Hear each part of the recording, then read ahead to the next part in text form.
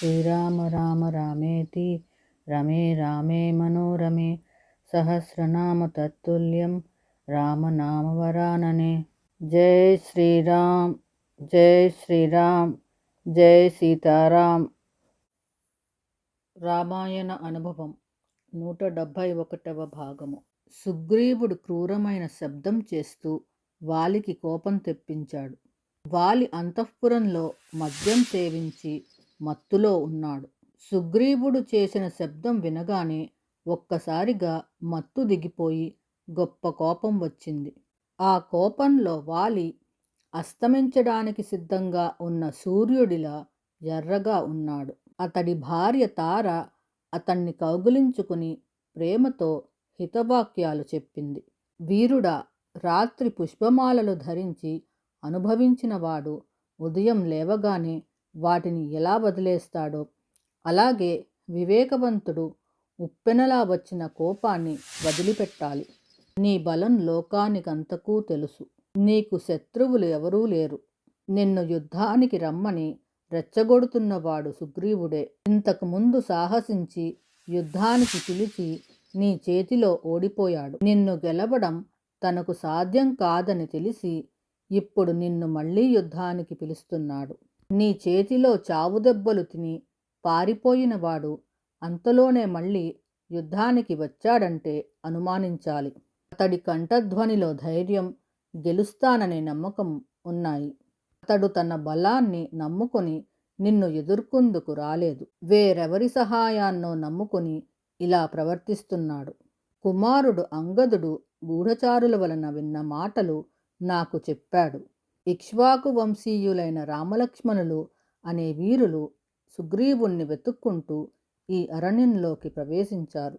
వారు నీ తమ్ముడితో స్నేహం చేశారు. ఆ సోదరులను ఎదుర్కొని జయించడం ఎవరికీ సాధ్యం కాదట. రాముడు సాధుజనులకు నివాస వృక్షము వంటివాడు. ఆపదలలో ఉన్న వారికి ఉత్తమమైన గతి అన్నగా రక్షకుడు, దుఃఖితులకు ఆశ్రయమిచ్చువాడు. కీర్తికి ఒకే ఒక స్థానము. రాముడు లౌకిక జ్ఞానము, శాస్త్రజ్ఞానము కలవాడు. పిత్రాజ్ఞను పాలించువాడు. హిమవత్పర్వతము ధాతువులకు వలె సద్గుణములకు గొప్ప గని వంటివాడు. వారితో స్నేహం చేసిన బలం వలన సుగ్రీవుడు ఇప్పుడు ఇలా గర్జిస్తున్నాడు. ఈ సమయంలో అతనితో యుద్ధము నీకు క్షేమం కాదు. నేను చెప్పే మాటలు విని కోపం తెచ్చుకోకు. ఇకపై సుగ్రీవుడితో వైరం వదిలిపెట్టు. జరిగినదేదో జరిగిపోయింది. ఏ తప్పు చేసినా అతడు నీ తమ్ముడు. నువ్వు ప్రేమతో ఆదరించవలసినవాడు. అతన్ని చేరదీసి యవ్వరాజ్య పట్టాభిషేకం చెయ్యి. సుగ్రీవుడు నీకు స్వయానా తమ్ముడు. నీకు అతడి కంటే గొప్ప బంధువు వేరొకడు లేడు. అతడి పట్ల సోదర ప్రేమ చూపించు. అతన్ని సుఖపడని. నువ్వు క్షేమంగా ఉండి సుఖపడు. ప్రస్తుతం అంతకు మించి నీకు వేరొక మార్గం లేదు. నేను ఎల్లవేళలా నీ హితమే కోరుకునేదాన్ని అనుకుంటే, నాకు ఇష్టమైన పని నువ్వు చెయ్యాలనుకుంటే నా మాట పాటించు. నువ్వు నాకు ప్రాణాధికుడైన ప్రియుడివి. నాకు నీ క్షేమం కావాలి. అందుకే ప్రార్థిస్తున్నాను. నేను చెప్తున్న హితవాక్యం విను. నా మాటలు విని కోపగించుకోకు. రాముడితో విరోధం రాకుండా జాగ్రత్తపడు. ఆమె పట్ల ఎంత ప్రేమ ఉన్నా ఆమె మాటలు వాలికి రుచించలేదు.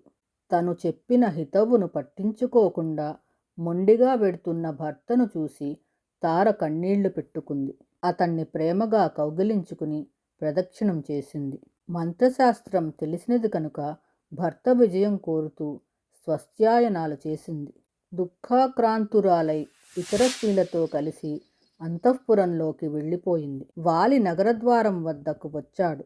అక్కడ వస్త్రం బిగించి కట్టుకుని యుద్ధానికి సిద్ధంగా ఉన్న సుగ్రీవుణ్ణి చూశాడు. ఇప్పుడు కొన్ని విషయాలు గమనిద్దాం. తార ఓ మంచి రాజనీతి శాస్త్రం తెలిసిన స్త్రీ. రామచంద్రుణ్ణి పరమాత్మగా దర్శనం చేసిన ఆవిడ. నివాస వృక్ష సాధూనాం ఆపన్నానాం పరాగతిః ఆర్తానాం సంశ్రయశ్చైవ యశశ్చైవ కభాజనం జ్ఞాన విజ్ఞాన సంపన్నో నిదేశే నిరతః పితుః ధాతూనామివ శైలేంద్రో గుణానామకరో మహాన్. పై 2 శ్లోకాలు కిష్కింధకాండలో 15వ సర్గలోనివి. రామచంద్రుణ్ణి పరమాత్మగా దర్శనం చేస్తూ తార తెలిపిన ఈ శ్లోకాలకు గోవిందరాజీయాది పూర్వాచార్యులు విశేష వ్యాఖ్యానం చేసి ఉన్నారు.